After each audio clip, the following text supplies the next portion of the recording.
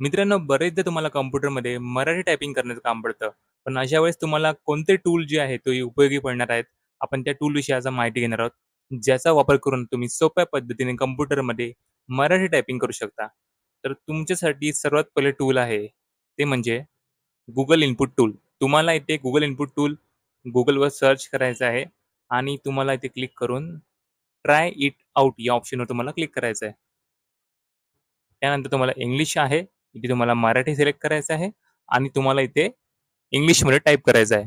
तुम्ही जे पण काही इंग्लिशमध्ये टाइप करणार आहात, ते पूर्णपणे इथे मराठीमध्ये टायपिंग होईल आणि तुम्ही हे जे टेक्स्ट आहे, हे टेक्स्ट तुम्ही इथून कॉपी करून तुमच्या एम-एस वर्डच्या फाईलमध्ये वापरू शकता. तुम्ही इथून कॉपी करायचं आहे आणि तुम्हाला ते वर्डमध्ये येऊन पेस्ट करायचं आहे.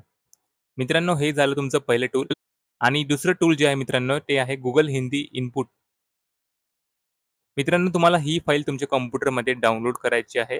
ही फाईल तुम्हाला डाउनलोड केल्यानंतर तुमच्या डाउनलोड फोल्डरमध्ये तुम्हाला यायचं आहे आणि इथे राइट क्लिक करून तुम्हाला एक्स्ट्रॅक्ट हिअर या ऑप्शनवर तुम्हाला क्लिक करायचं आहे.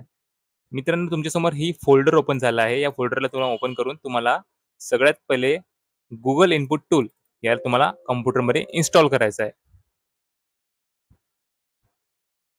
इथे तुमचं Google इनपुट टूल इन्स्टॉल झालं आहे आणि आता तुम्हाला ते Google इनपुट हिंदी हे टूलसुद्धा तुम्हाला इथे कॉम्प्युटरमध्ये इन्स्टॉल करायचं आहे.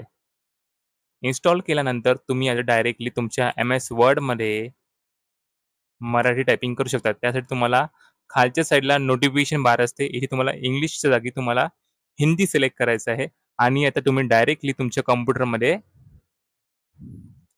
टायपिंग करू शकता. पुन्हा भेटूया आपण एका नवीन व्हिडिओमध्ये. तोपर्यंत जय हिंद, जय महाराष्ट्र.